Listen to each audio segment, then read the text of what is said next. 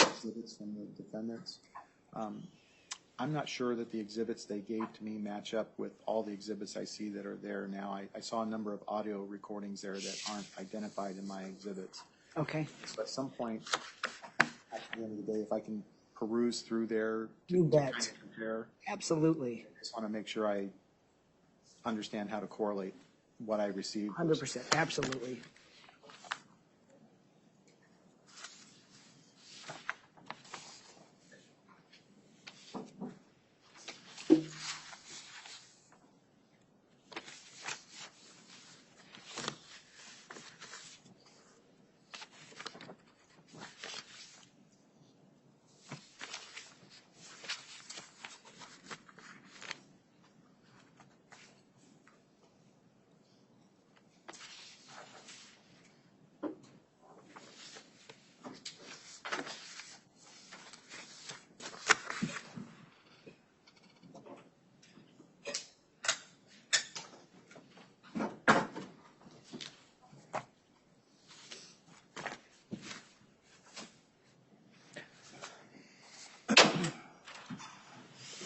I'll be right there. I'm going to line you guys up. I just had one that was in the restroom. Okay.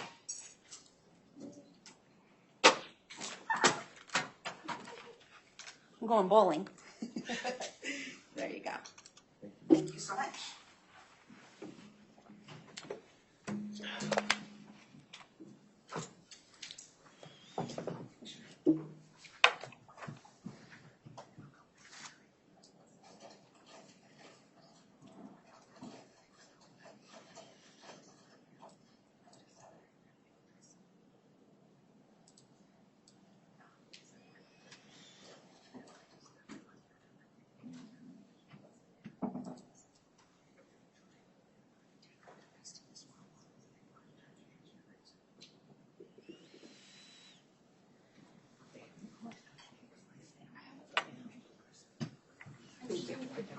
Okay.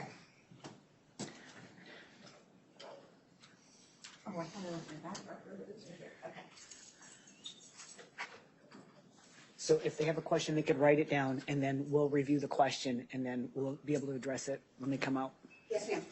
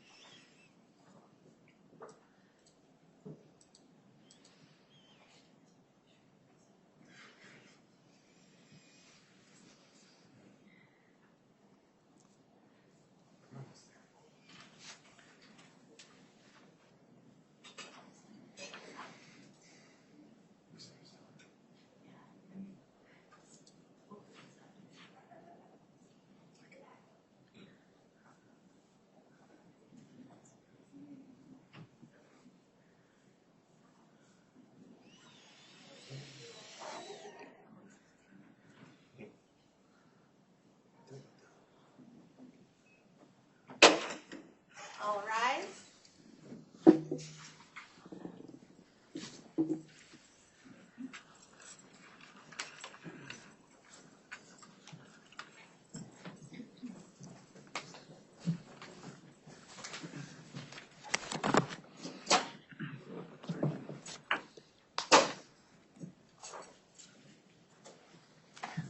Thank you. Please be seated. Let record reflect the presence of our jurors, counsel, as well as Ms. Johansson.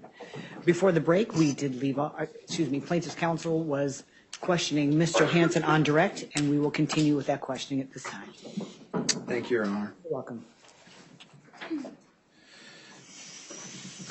going to look at exhibit number 7 here, Donna. And this is an account ending in 6430. As we look up on our easel over here, 6430 is an account owned by Nicholas Casavelli and Nicolina Castelli. Do you see that? Yes, I do. And before the break, we talked about an outgoing transfer from your account into an account ending in 6430. Do you recall that? Yes.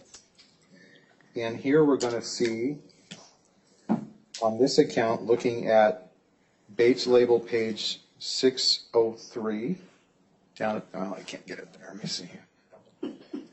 So we're looking at this Bates label number here, 603, JOH 603.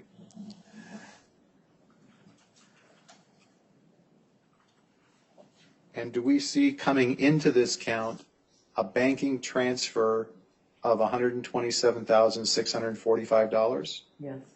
And right below it, do we see another online banking transfer coming in from account ending in 8084 for 9 cents? Mm-hmm.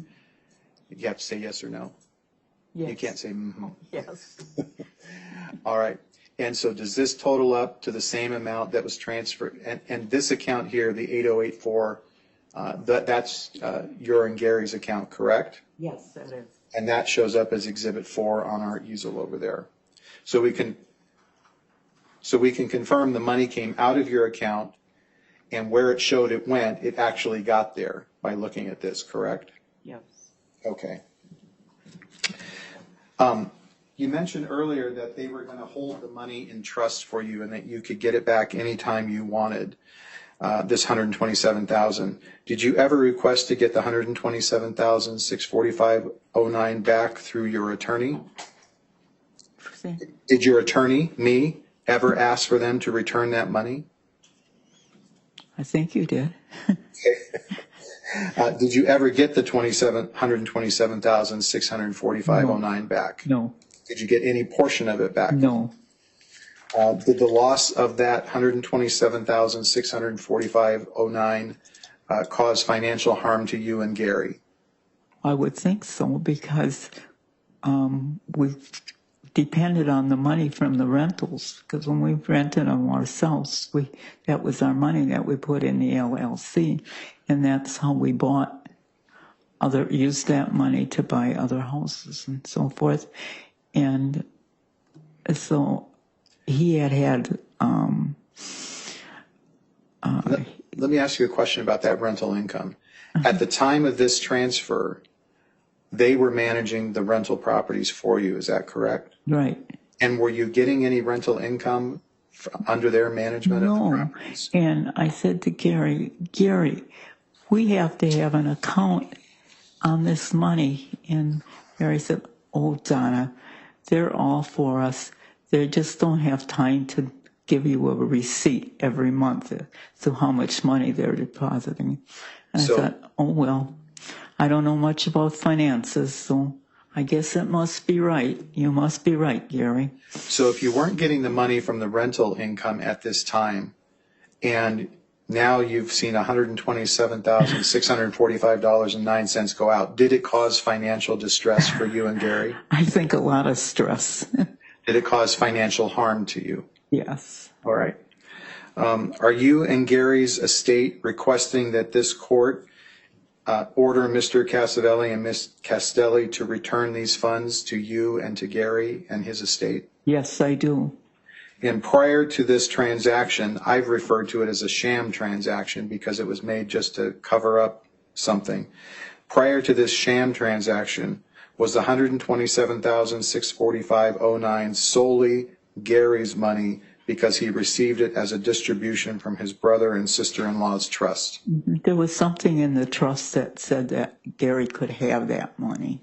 Okay, and the reason I asked this, I just want to make sure there were no community funds. It was just all from the trust. You know, that's all them. I don't know about the community funds and so forth. I don't know what that is, but it was just the money from the trust. Okay.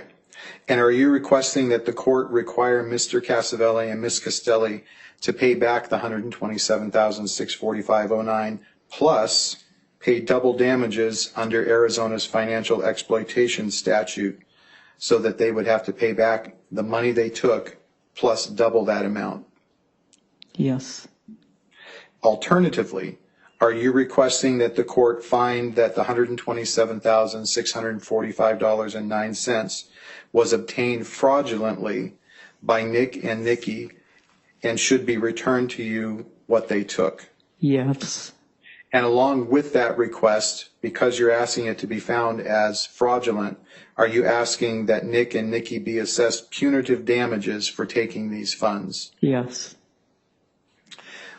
Another alternative, Are you requesting that the court find that the $127,645.09 should be paid back to you under one or more other legal theories that you have asserted in this case, including undue influence, consumer fraud, constructive trust, and unjust enrichment? Yes.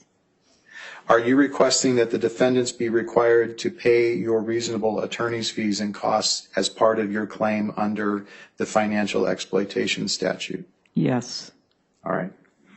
I want to switch gears now and talk to you about another one of the assets that is at issue here.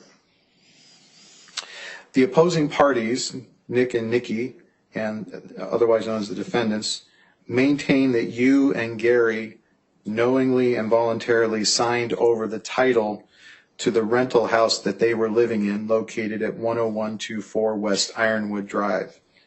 Did you knowingly sign a deed transferring the title of the 10124 West Ironwood Drive house to Nick Casavelli and Nikki Castelli? No.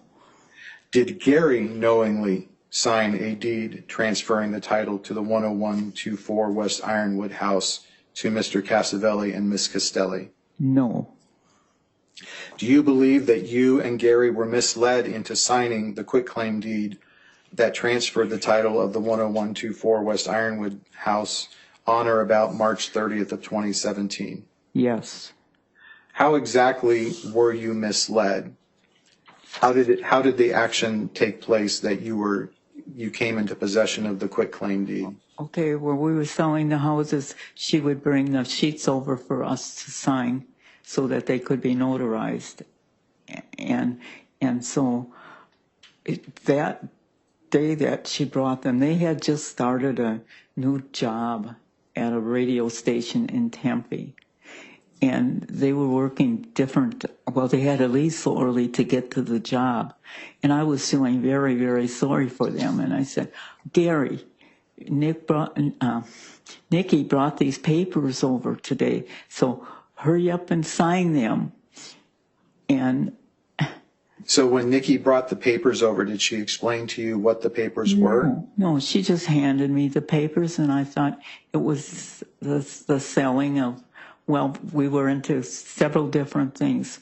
We had the house that was on Cinnabar that a lady had rented with her elderly mother, and she was having some financial problems, and I felt very, very sorry for her.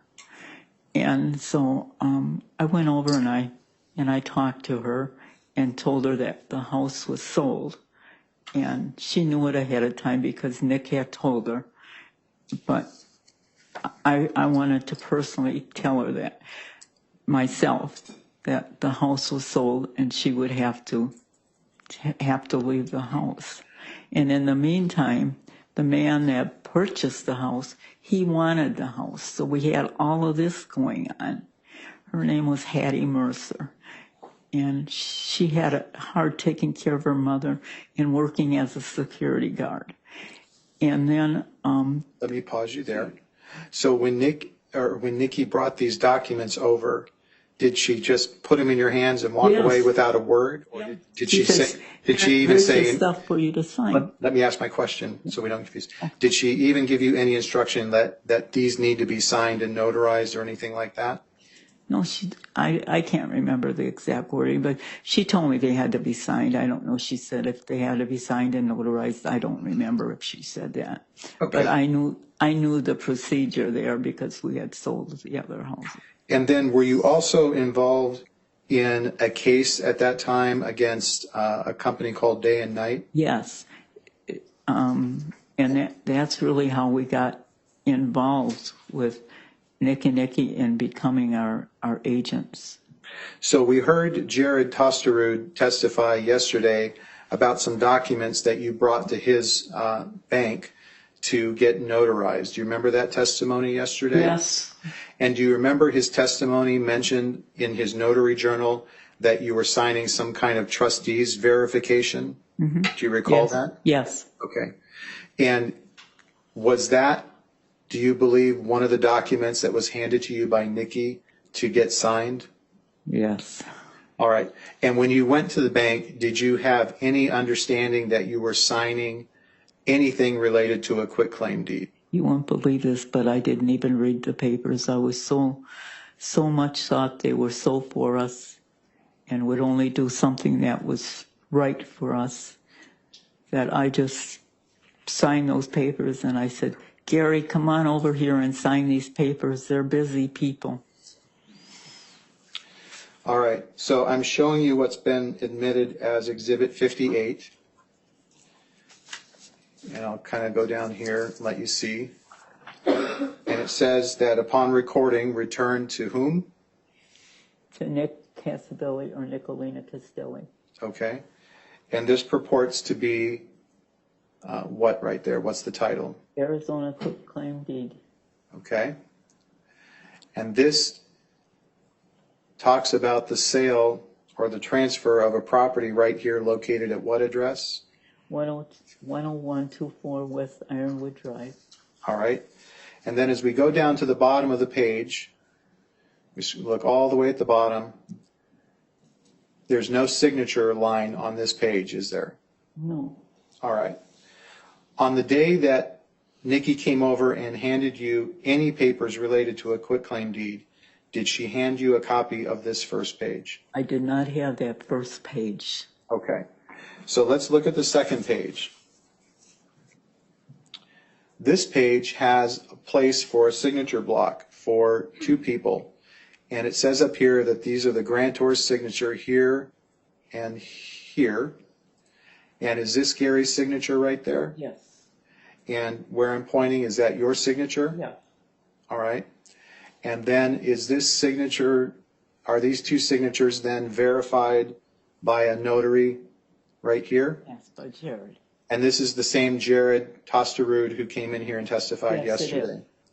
And it shows that the date that this is being notarized as March 30th of 2017. Is that correct? That's correct. You recognize this document, That I recognize. and that's one of the documents that was handed to you on in late March by Nikki to get signed. Is that correct? That's right. But it didn't come with the first page. No, it didn't come with the first page, and it had other papers with it. And does anything on this document say quitclaim deed on page 2 of this document? I'll scroll back up so you can see. Is there anything on here that says quitclaim deed? No. Okay. So how were you to know what this was for? How would you know what you were signing if you didn't have page 1? Because they told me to sign it, so I signed it. They just told you to sign it, but you didn't know what it was? No. Okay. I thought it was maybe something for one of the other houses. I never questioned them. I just thought, now I look back and think, well, that's what was wrong with me. But I did. So looking at that document and kind of refreshing your memory on it, do you believe you and Gary were misled into signing the quitclaim deed on or about March 30th of 2017? Yes. And you said earlier that you did not knowingly sign it. No. Is that correct? That's correct. Did Gary prepare that quitclaim deed? You saw his signature. He wasn't using a computer. He couldn't write. He couldn't spell. Did you prepare it? I don't use a computer. Okay. Do you believe Nick and Nikki prepared it? I don't know who prepared it, but I did not and Gary did not. You do not know, but do you have a belief? I have a belief, but I have no proof What's your belief? that they prepared it. And is that belief based on the fact that they handed it to you? Yes. All right.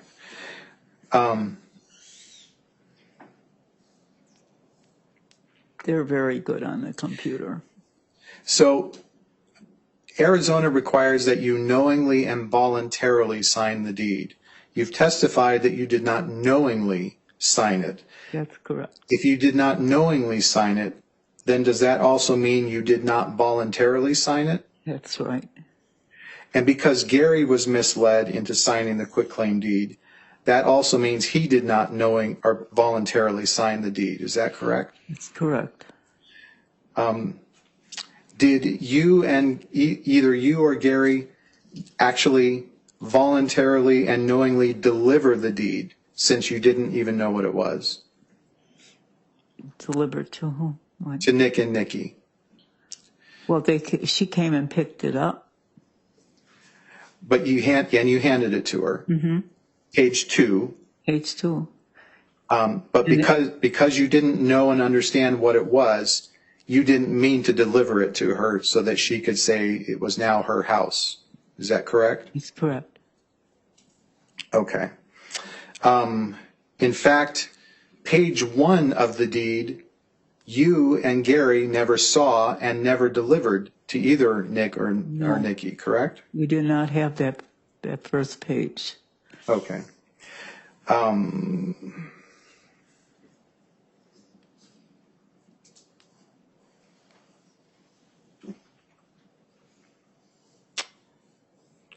Given Gary's health in March 2017, in your opinion, I think you kind of expressed this, could Gary have drafted something like this up on his computer? No. All right.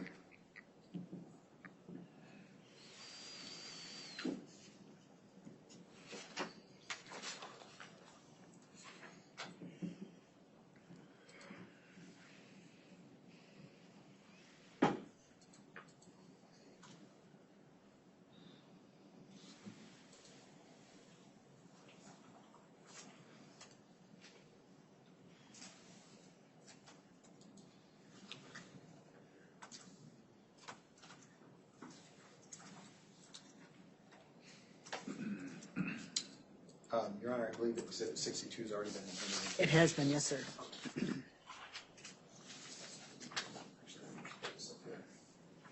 So Exhibit 62 was entered into evidence, I believe, yesterday, and Mr. Tosterud testified about this as well.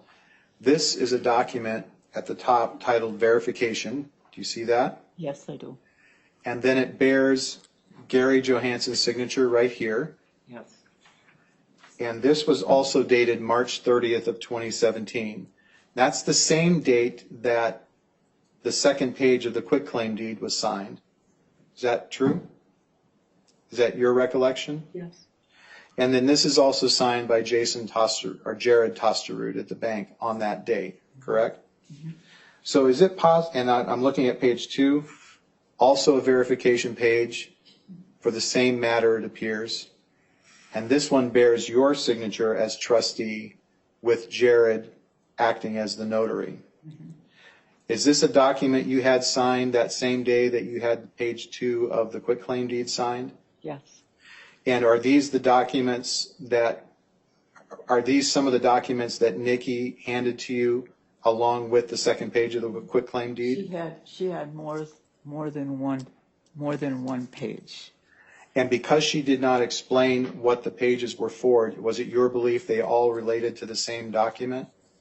I thought if Nikki thinks this should be done, it should be done.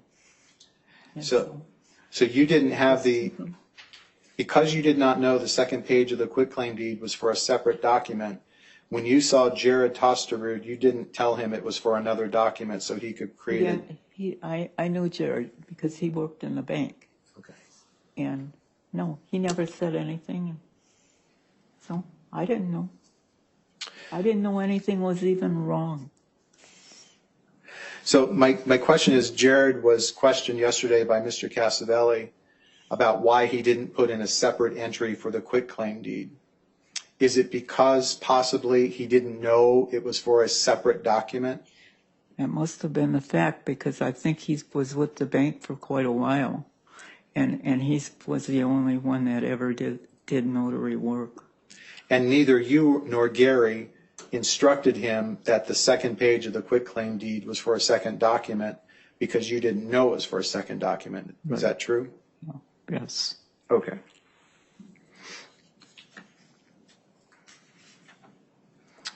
When you got the document notarized, or after you got the document notarized, what did you then do? Don't know. Did you take the documents home with you? that you had notarized? I don't think so. I don't know. I don't remember. Did you return them to Nick or Nikki? Yes, And when you, they had them. okay. And when you handed them back, you still didn't know you were signing the second page of a quitclaim deed, correct? I never knew until that phone call that we got when we were in Minnesota. Okay, so let's talk about that phone call. You got a phone call from Nick and Nikki, I assume is what you're talking about. Mm-hmm.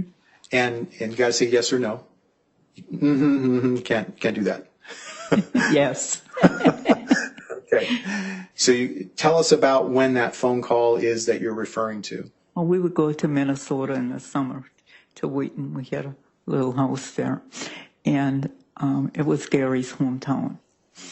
And so we'd go there in the summer to get away from the heat and have nice times and see his family and his friends. And so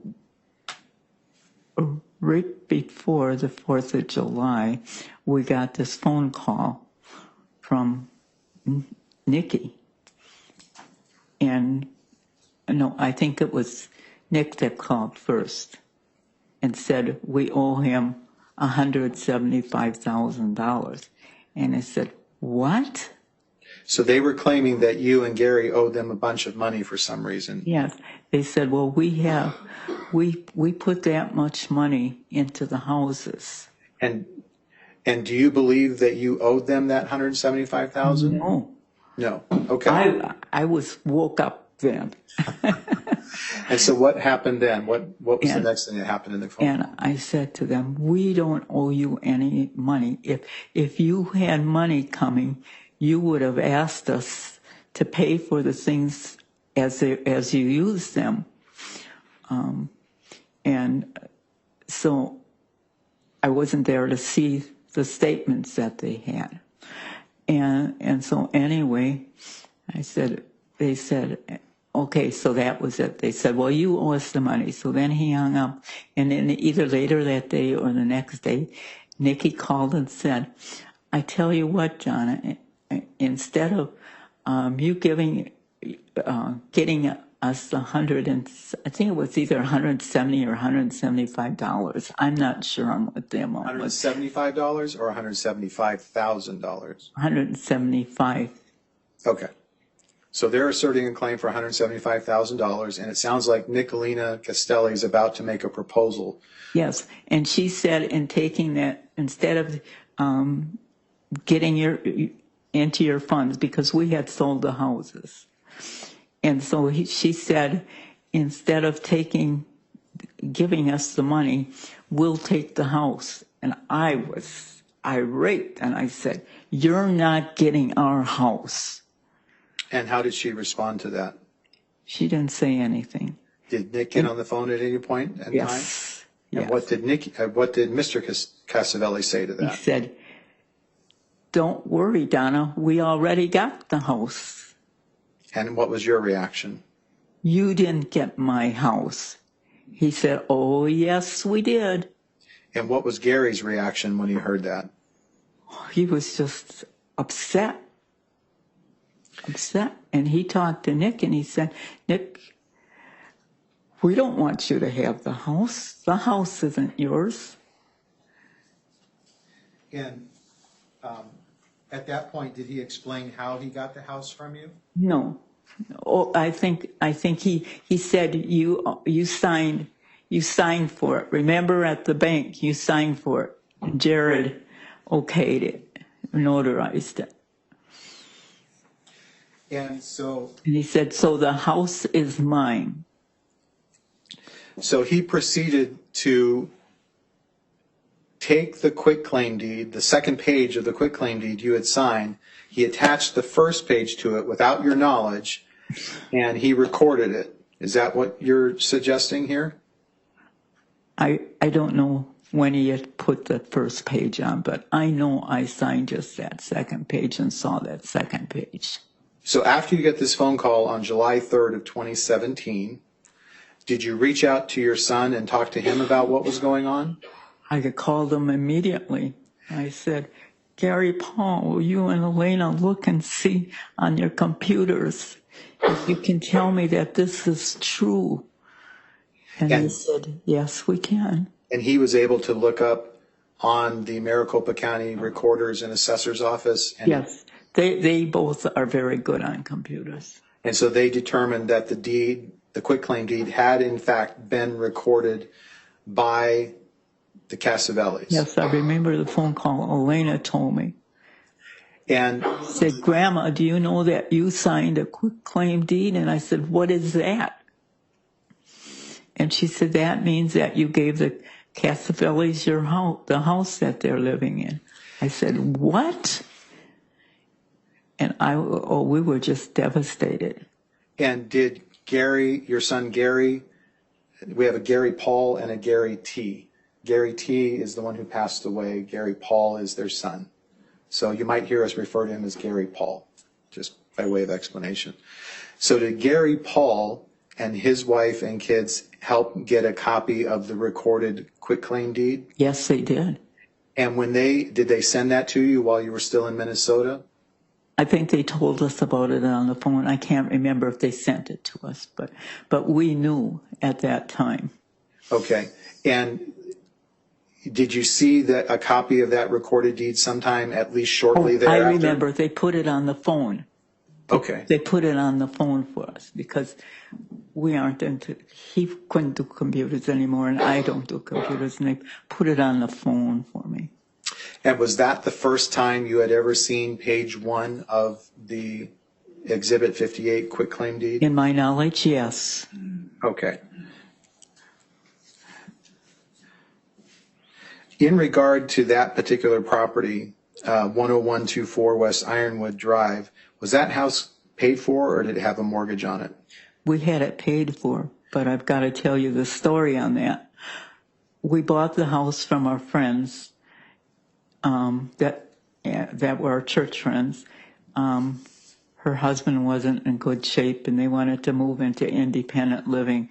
And so she had the house appraised and she came over and said, Gary, will you buy my house? Brink and I want to move into independent living. It's too much for both of us and I have to give him more care. And so we said, yes. So Gary went to the Bank of America because that's where we have our house. And so we went to the Bank of America and they said, yes, he could have it. 5 days before closing, he got a letter in the mail and said that we could only have the house if we were living in it. Well, we didn't live in the house. And so he made arrangements to sell one of our policies that we had or something, and we borrowed from friends. And Okay. Marilyn, my friend, helped me out. And so we had and closing came, we had the cash to pay for the house. It was around 120,000, maybe like 121, I don't know. But And what year did you purchase that in? Was I that think it was 13. 2013? Yeah. So you paid 120 some odd thousand in 2000. I think it was 120,000. All right. And the house was completely paid for. Mm-hmm. And you guys say yes or no? Pardon? Yes. Okay. And you were selling several rental properties in 2016 and 2017. Right. The Casavellis took title to this property in July of 2017. Mm-hmm. Do you have a sense from the sale of the other properties about how much this property at 10124 West Ironwood was worth on that date that they took title to it? Around 175,000 probably. Okay. And is that in fact the number that Nick and Nikki said that they were owed, and they were asserting they would take the house in But not to disturb our money. They said they would take the house. Nikki said they would take the house. they'd leave your money alone, but just take your fully paid for house? They take the house. Okay.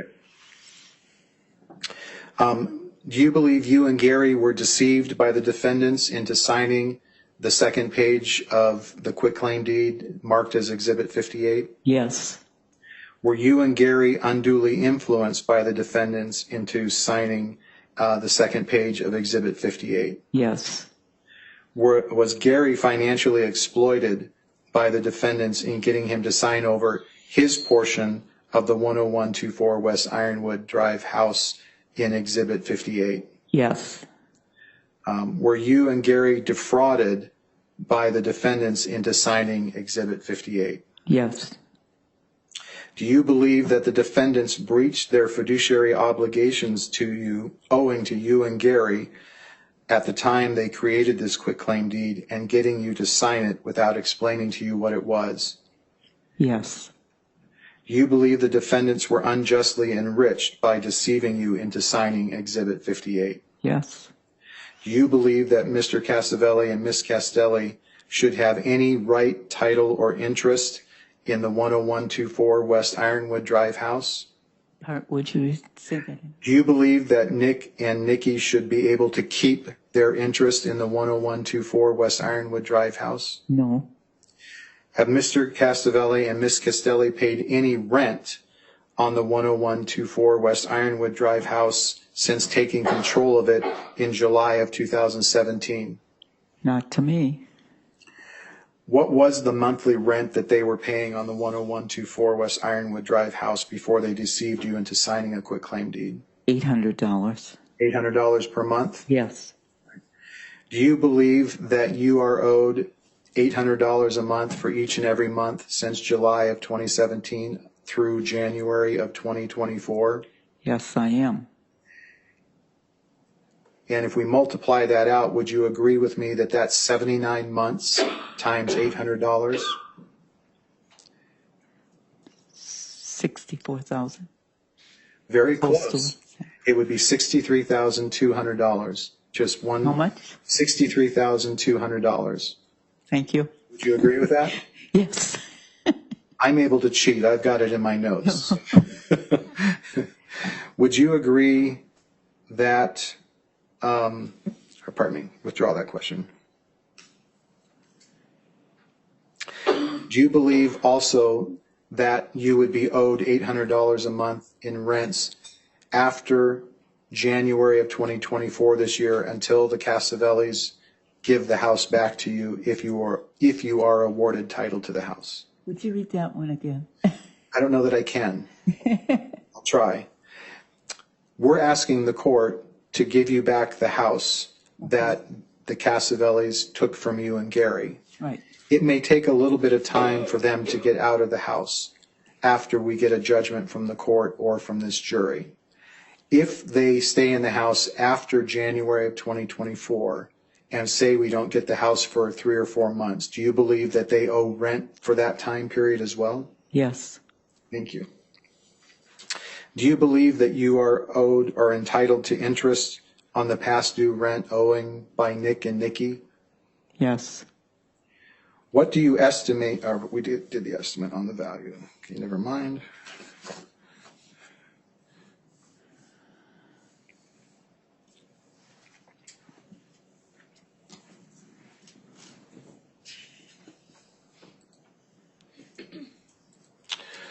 All right. Let's go back and talk about another topic.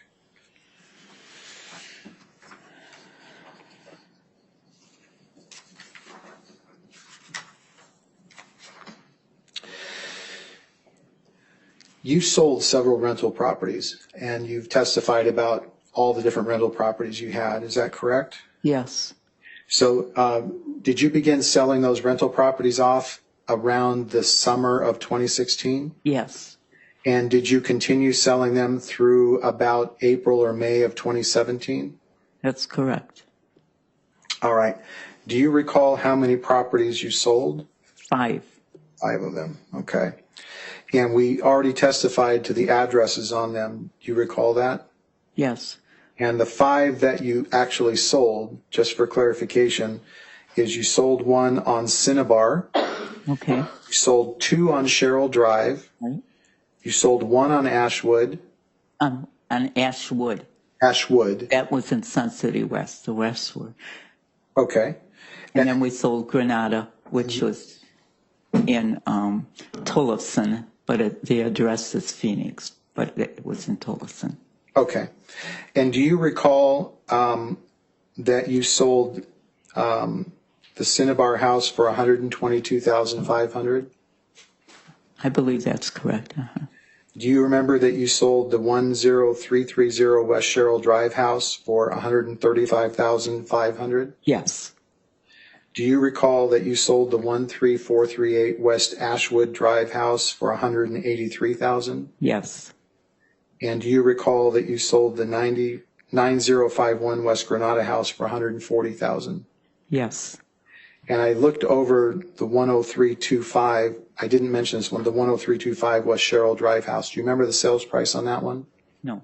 Okay. To your knowledge, are either Mr. Casavelli or Miss Castelli a licensed real estate agent?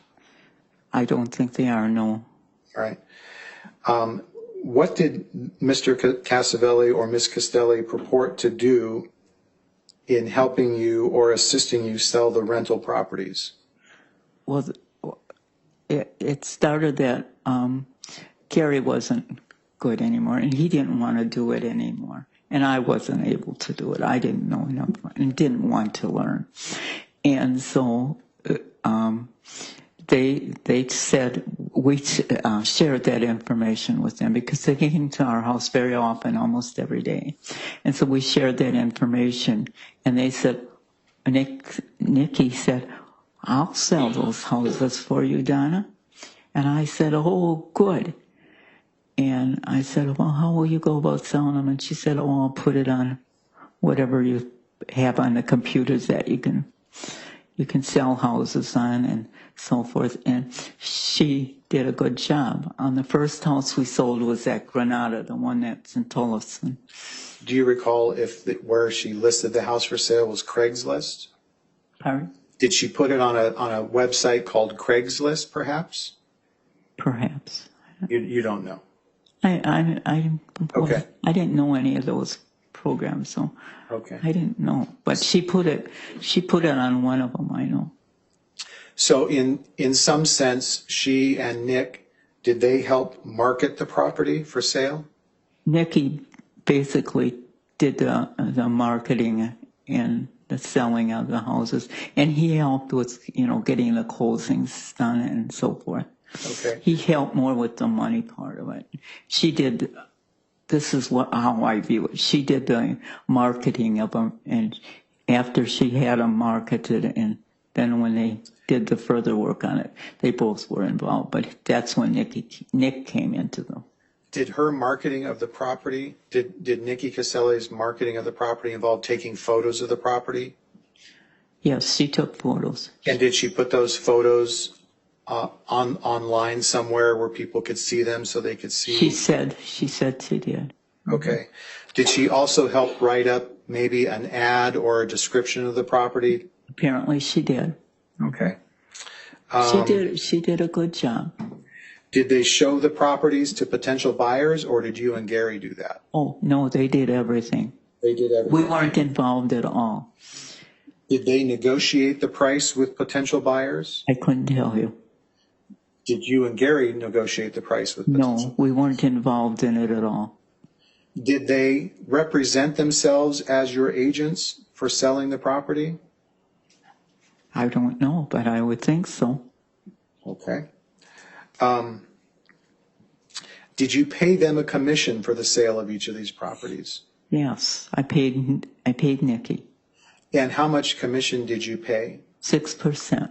And how did you come up with the number 6%? Okay, when she got these houses, well, when she sold the first one on Granada, and she sold it to the people that lived in it, because they loved the house, so they wanted to buy it.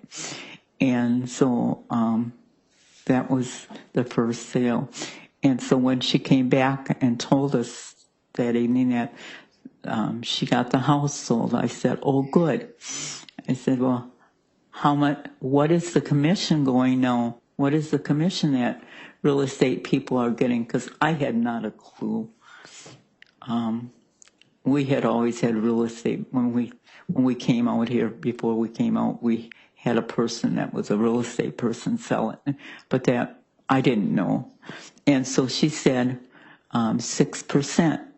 So I said to her, okay, well, that's what I'll pay you. I'll pay you the 6% then. Okay. And did you pay either Nick or Nikki 6% exactly from the sales price of each house? Absolutely. I wasn't about to jip Nikki. All right. So Nick was a power of attorney. He was acting under a power of attorney as Gary's agent and as your agent. So that put him under a fiduciary obligation to act in your best interest, correct? Yes. All right. By not telling you that neither he nor Nikki were licensed real estate agents, did that breach his fiduciary obligations to act in your best interests? Yes. So he should have told you that neither he or Nikki could operate as a real estate agent, shouldn't he? Yes, but I didn't know that. Right. But we know now. Yeah, I know now. All right. And should he have also told you that he could not only act as a real estate agent, he could not receive a commission because he was unlicensed? I didn't know that. But wasn't that wrong of him not to tell you? Yes. Okay. Did he or Nikki, either one of them, tell you that paying this money to an unlicensed real estate agent was not in your and Gary's best interests? No. Remember, these were two people that always said, we're here to help.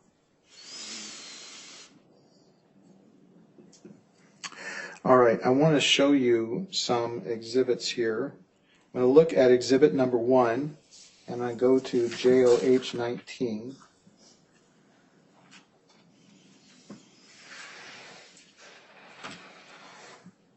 This is an account ending in 5906.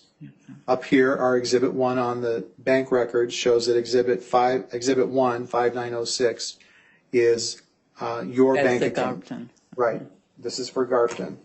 And so looking at JOH 00019, we see a check made out from Garpton.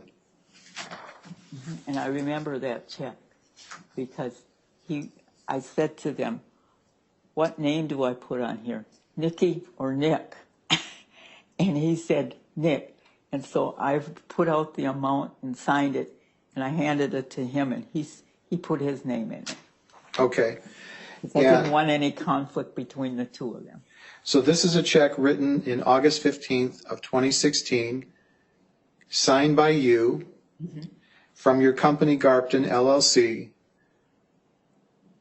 to Nick Casavelli for $8,100. Are all those things true? That's correct. All right. And was this for the sale of the 10325 West Sherrill Drive house?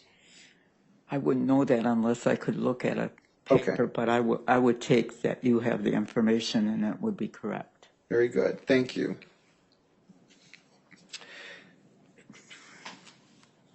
Next, I'm going to look at JOH. Whoops, wrong exhibit. I'm going to look at JOH 28.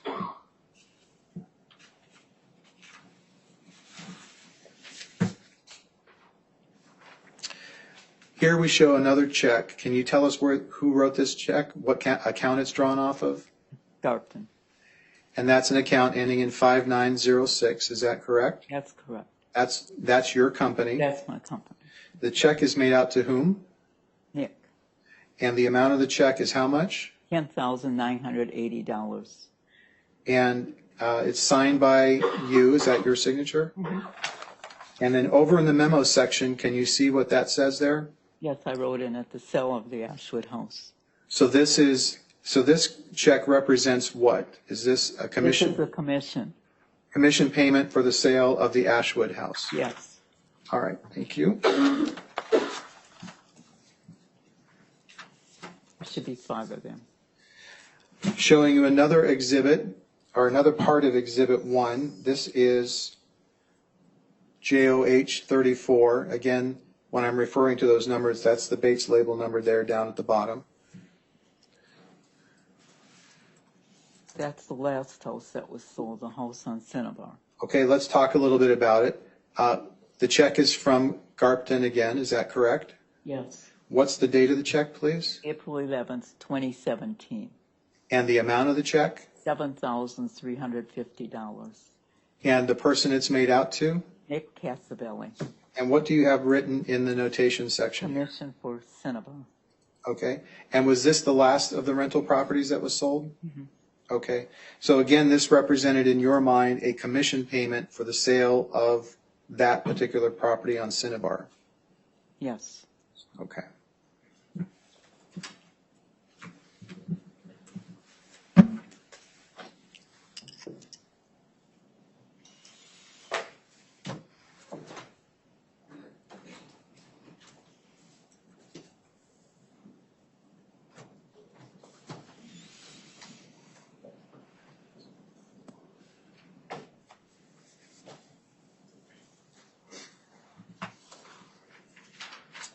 I'm showing you, I'm going to be working off exhibit number 4. This is an account ending in 8084. That's scary. And pursuant to our chart up here, this is one of your accounts. Is that correct? Yes. All right.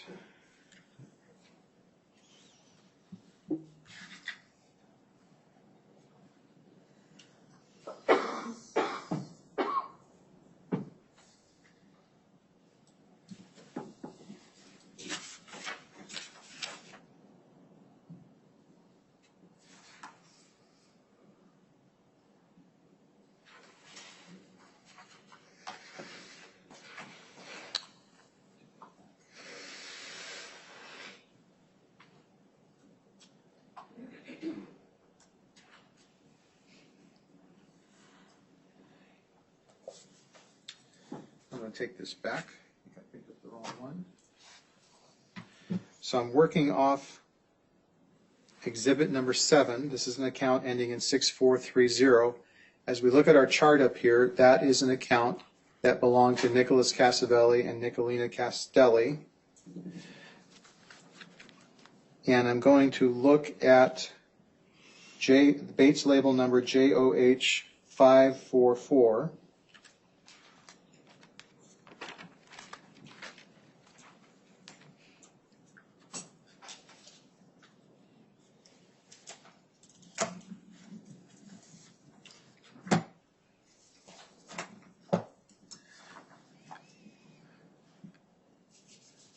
Looking at this page, this shows a check being deposited. Well, let me just bring this up here.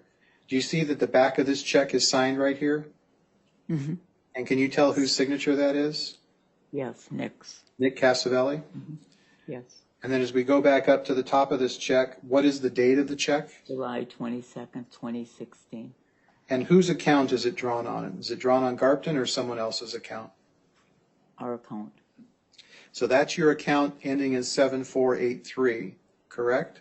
Yes. All right. And so this check is made out for how much? $8,400. And again, is this for the sale? Is this paid for commission for one of the properties? Yes. Okay. And is that property potentially the Granada House? Yes. Thank you. It was the first one sold. Okay. And get to the next one here. I want to flip over to JOH 552 and show you another check. And we're going to go up here a little bit. This appears to be endorsed. Do you recognize that signature on the back page of the check? Yes. Nick Cassavelli. The Cassavelli. And this is a check for how much? $8,100. And the date is August 15, 2016. signed by you. Yes. And this is also drawn on the Garpton account. Right. So this shows it being deposited into their account. Is that correct? That's correct.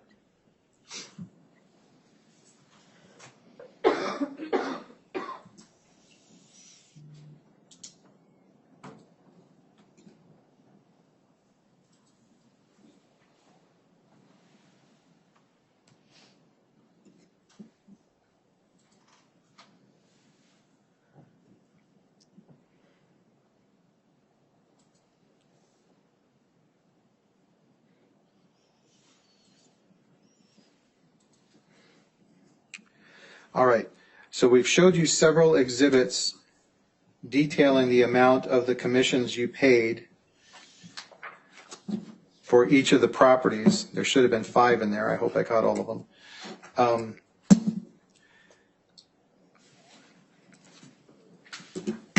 Do the total of those commissions add up to $42,960? That sounds correct. All right, thank you.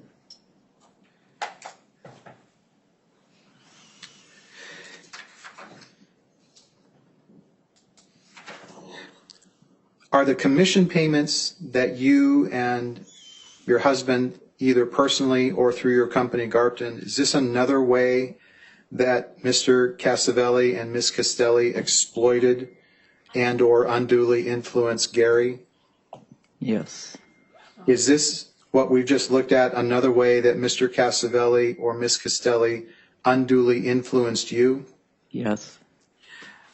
Did Mr. Casavelli ever tell you he was not a licensed real estate agent or broker? No. Did Mr. I didn't think that you had to be. I had no idea if you had to be a real estate person or if anyone could sell it. So I didn't know. Are you aware that Mr. and Mrs. Casavelli attended real estate school? Yes. And they passed? I don't As far as know. you know? I don't know. They just never became licensed realtors or real estate agents. I wouldn't know that. Okay.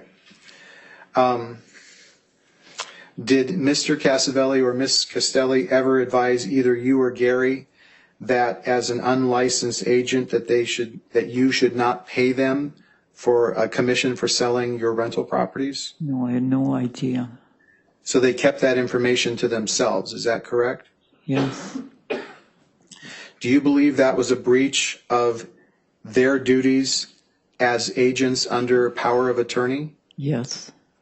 Are you requesting that the court require the defendants to pay back the $42,960 plus pay double damages on the half of that amount that belonged to Gary under Arizona's financial exploitation statute? Yes.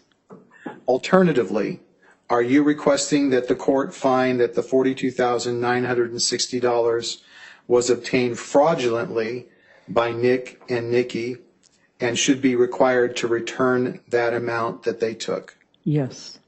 And along with this, are you requesting that Nick and Nikki be assessed punitive damages for taking those funds? Yes.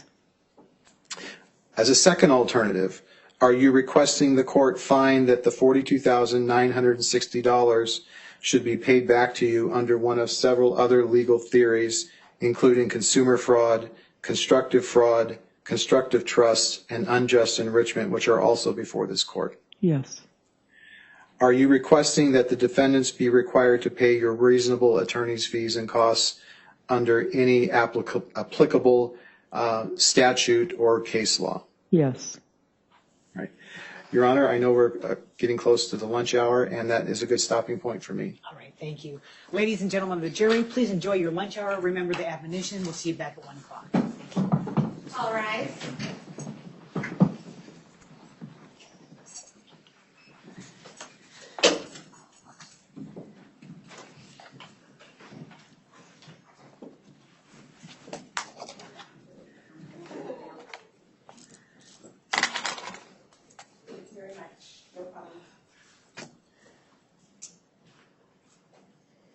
Thank you. Please be seated. Let the record reflect the jurors are excused. We are in the presence of counsel as well as Ms. Johansson.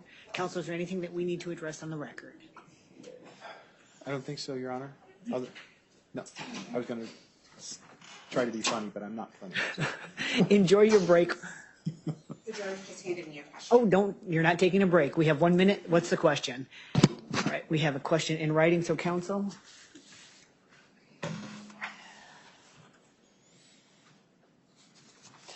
The question is, it reads as follows.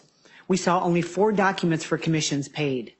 $8,100 shown twice for Sherrill Drive, $10,980 for Ashwood, $73.50 for Cinnabar, and $8,400 Granada.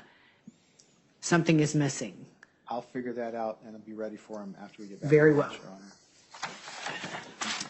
Thank you. I lost track because my exhibits didn't line up. Not a problem. So please let them know that we'll address their question at 1 o'clock. Yes, ma'am. And you can just leave that there, and then I'll read the question at 1 o'clock, and then council, you're welcome to answer that question. Thank you, Your Honor. You're welcome. All right. Can I ask, just real quick, can you go over the list that they said that they Of did course, I'll give? read it again. It reads as follows. We saw only 4 documents for commissions paid. $8,100 shown twice, Cheryl. Okay. $10,980, Ashwood. Okay, I'm looking for Ashwood on here.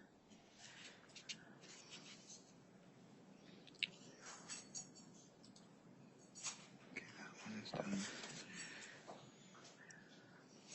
So I got Ashwood in is what they're saying. Then it says I'm not seeing- 7350 Cinnabar and 8400 Granada. Okay, I'll have Something to- is missing. I'll take my book with me at Thank lunch you. and I'll do that. All I'll right, figure we it are out. adjourned at this time. We're breaking for recess, and we're going off the record.